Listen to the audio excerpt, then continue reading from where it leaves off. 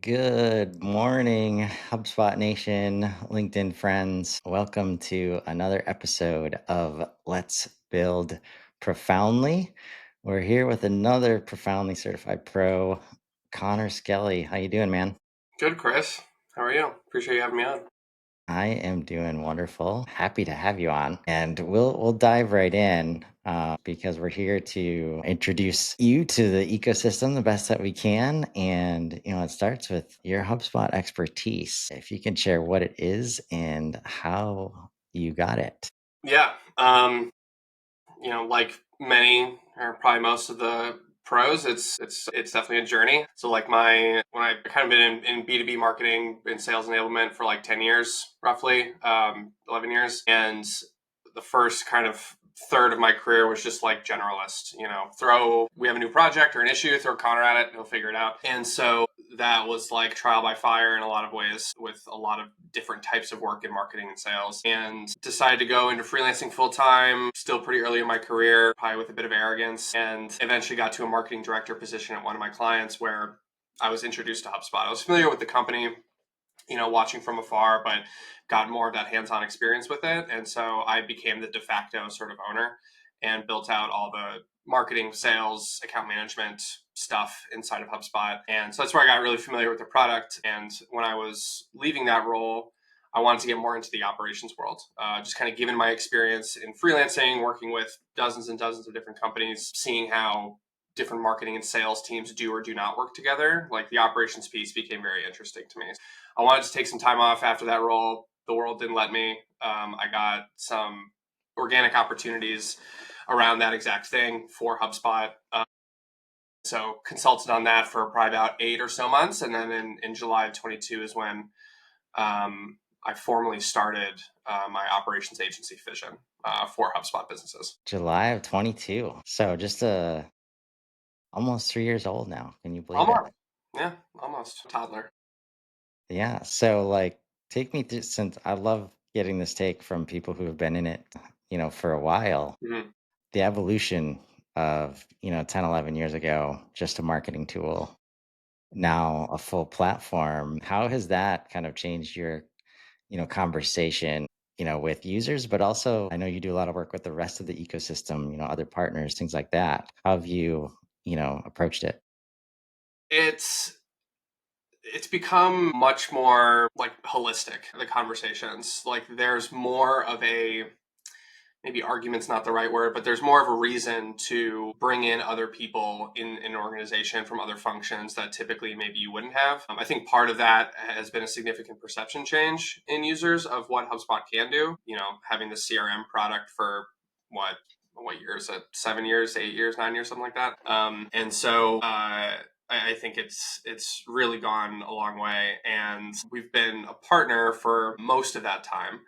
And just seeing how on the HubSpot side, how the partner system has changed, and just the absolute explosion of HubSpot partners, that runs alongside of that, being able to meet all these different people that have I'm sure everyone you speak to, their LinkedIn feed is flooded with different HubSpot things and stuff like that. And I think it just speaks to kind of the product and the company itself, that like you're able to have this ecosystem of people that are quite creative in how they're growing marketing teams, helping sales teams, like things like that, and using this platform. And plus it's a full-time job to keep up with the product updates. So To say the least, yes. yeah, but yeah, overall it's become more like a very like holistic kind of cross-functional conversation um with with different companies.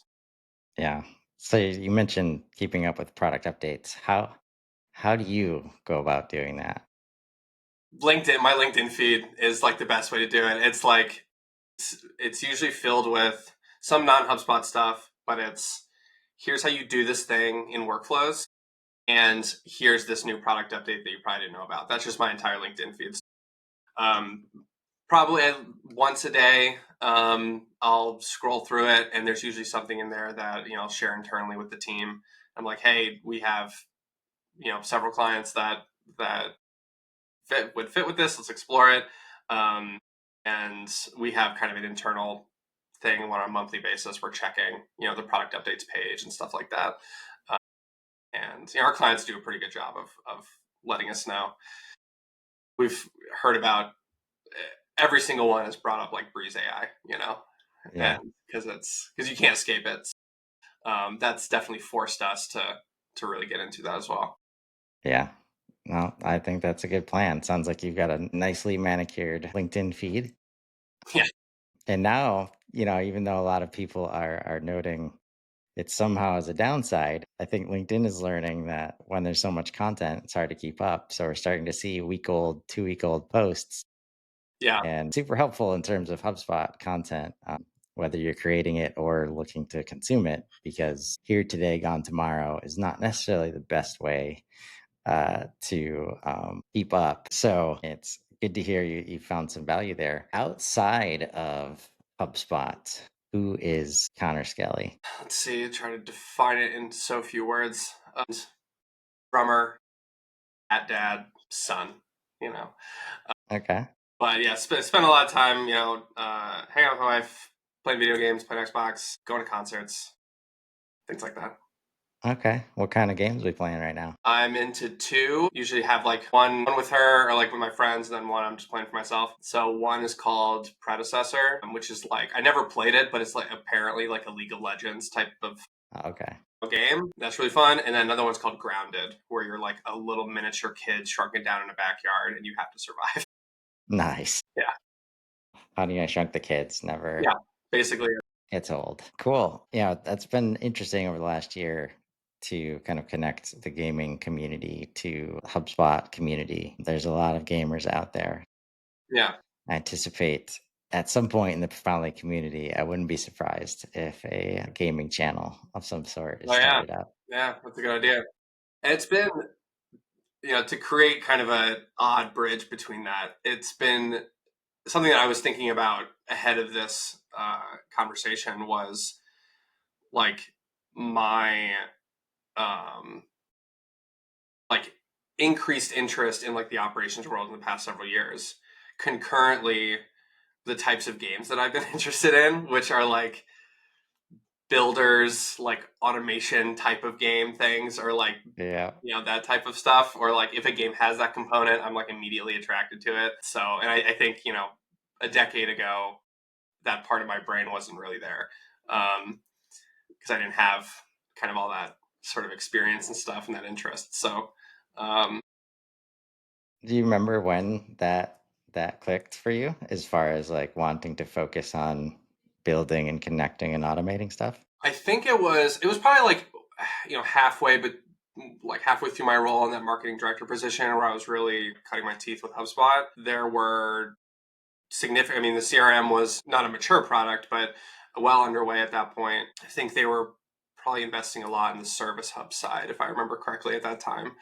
And so just seeing like, oh, you can like do all of this stuff through technology and just seeing how it like you have this one maybe on the surface level minor feature, but you position it a certain way inside a company that solves a certain problem and it's now saved everyone 10 hours a week, right? So it's little things like that. Like typically I think the operation side of the world is kind of like the one of the least sexy side of things.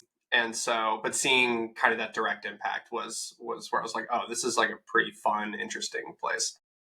Yeah, And for you don't sure. lose out on like all of the experience I had prior. Like in order to do operations well, you still need to have like a very good understanding of sales process and marketing process and what good looks like and different topics within marketing and sales and subtopics. You kind of have to have that foundational knowledge to do it well. Yeah, that's been a super interesting part of the platform aspects. Because I was also introduced to, or I was introduced to HubSpot in 2017, Mm, and that was at the time where they were introducing Sales Hub and Service Hub. yeah.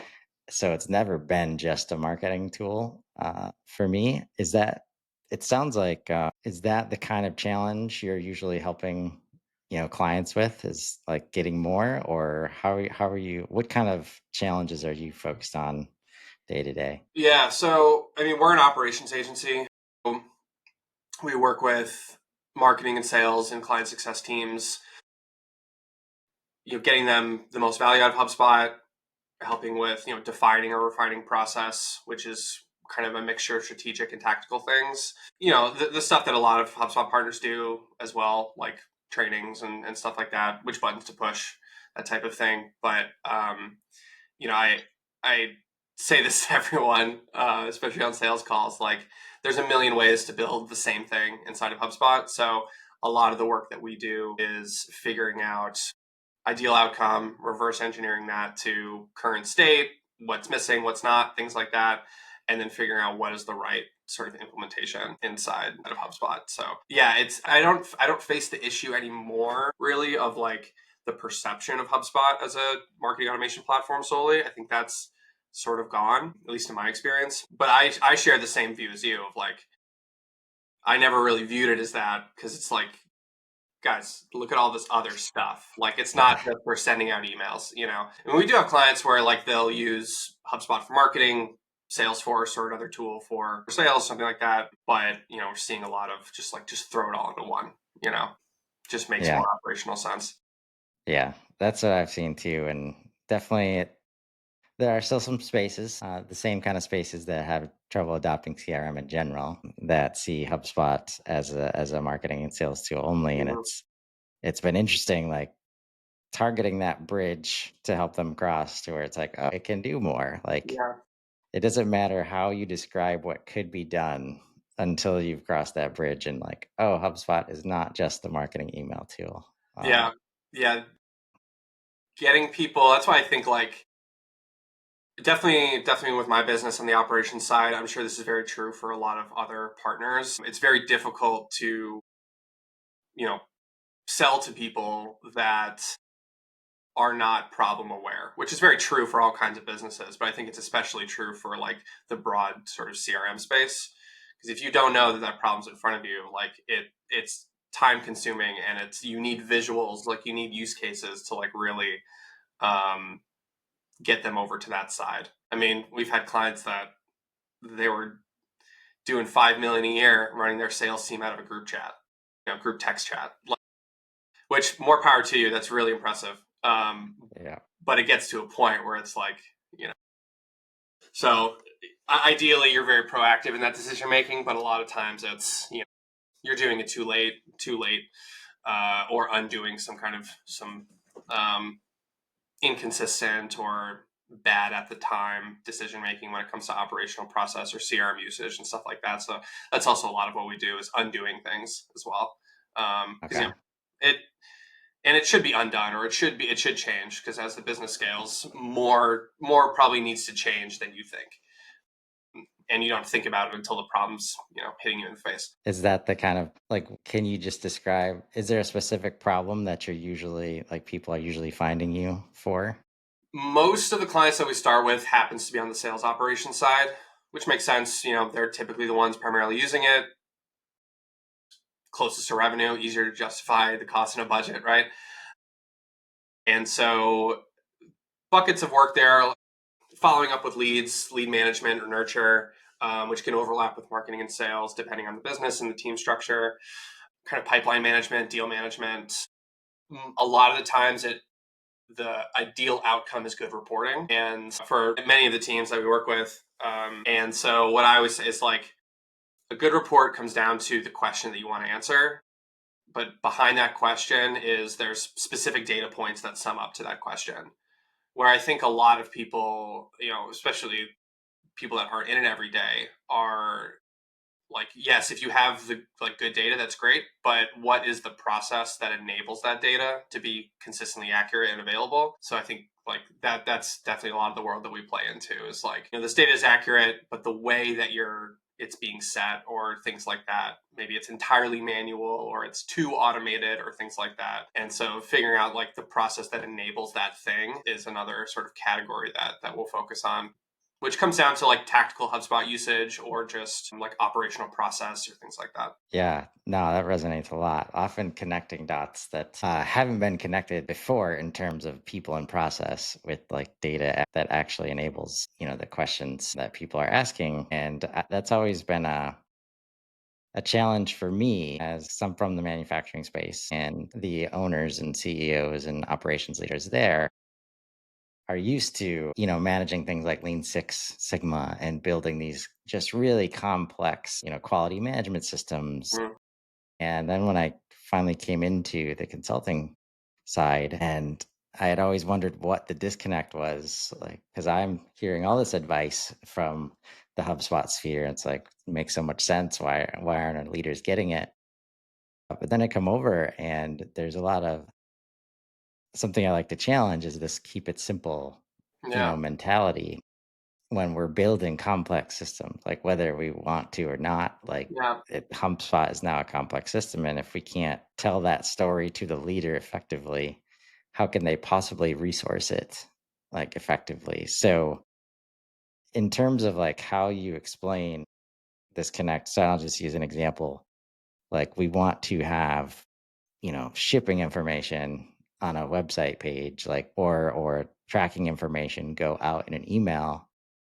That means the shipping person like needs to put that data in like real time, or some system needs to keep it up real time, and instead of like the monthly report that gets filled up because it's time to give the monthly report internally, Right, right. Yeah, right? there's especially at, kind of the C-suite level or upper leadership, like, justifiably they're focused on like what is the ultimate outcome, right? What am I seeing visually on the screen that's showing me the hours and hours of time and work that kind of amounts to that.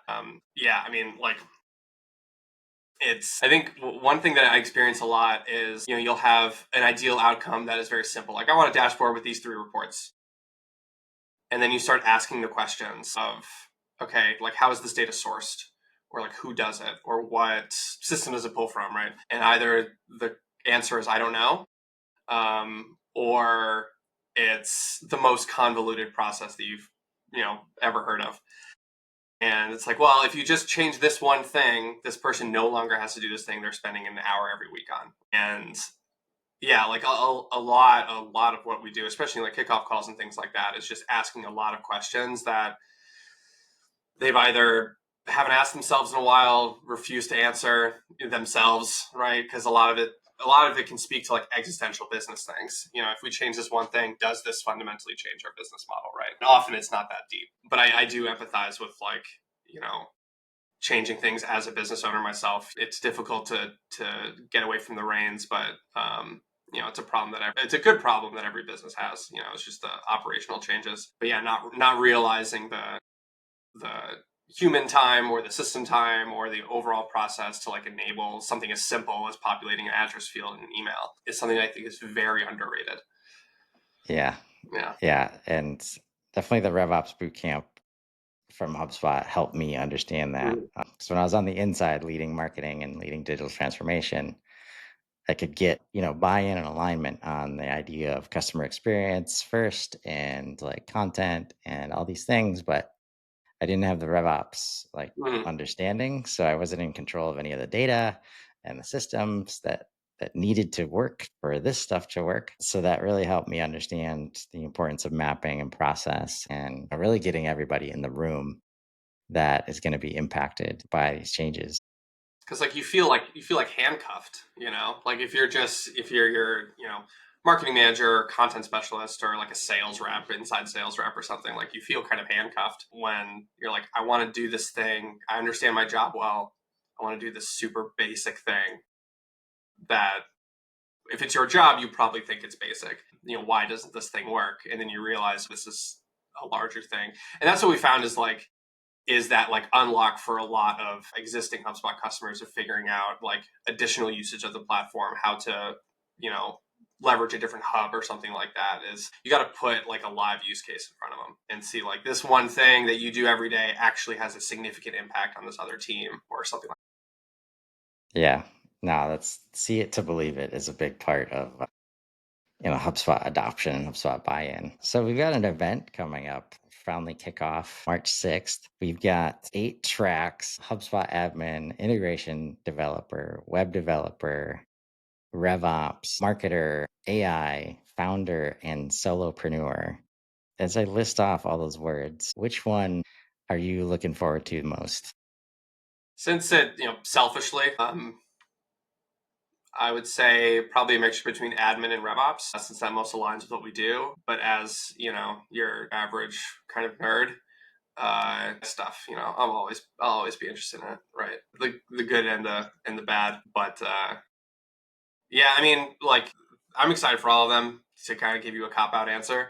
But those two in particular, I think, will be most relevant. Yeah, I mean, given just kind of like my career experience, I'm fortunate to have that visibility to all these different functions, and I'm easily interested in things, so that helps. Yeah. Well, the learning mindset is huge when it comes to success in this ecosystem. And those two, RevOps and admin, definitely we have a field on the form, like which one interests you most. And definitely those two are far and away the leaders. And we've had over a couple hundred registrations now for the event. And no surprise there. But it's going to be interesting because we talked about AI specifically and like, should it have its own track or what we're seeing is it's going to be involved in most of the conversations Yeah. because it is impacting at every level. But I'm curious, like with all of the content, like because the unique challenge that we're trying to address is that there's so much content out there right now, especially for RevOps and admins. Hmm. Yet there's these huge gaps in what's available in terms of Commerce Hub and Content Hub and even Operations Hub. Like you've got some people saying that Operations Hub might be the most important hub for HubSpot now, yet people still don't even know it exists. So, like, what kind of content are you seeing out there as maybe a gap or something that would be, you Yeah, I mean, the like from a product standpoint, the ones that you mentioned, I completely agree. Like I said before, most of the stuff that I see is related to kind of marketing measurement or various workflow use cases. Um, and typically just like moving data from one place to another, or setting a field, right, or setting a property. And so um, I think as we've been using it more internally, I do think the payment side is pretty interesting. Even last night, can't believe I hadn't set it up yet, but I was just looking at like the template payments dashboard. Like, this is great. I think the easy UI aside, like, I think it gives a level of data that I think people are very much not used to inside of HubSpot, and it's a product that is insanely easy to kind of get going, but the impact it can have on your business is quite substantial. And like I mean, there's all different kinds of businesses that are inside HubSpot, and I think it definitely has its use cases, and likely a majority of them. But yeah, like payments, Commerce Hub broadly, I think is really good. There's been some fun stuff that we've been setting up internally around that is maybe very simple or remedial to someone who's in it every day, but I should do a better job of sharing some of that stuff, because like we said, like that could be the use case that someone is like, oh, I didn't realize you could do any of that, right? yeah, it's definitely one. And I think a side goal I have, or an unconscious goal, is to say the words unified revenue experience at least once a day on LinkedIn until inbound. Because I mean, that's what you described there, like that dashboard that we're talking about. Mm-hmm.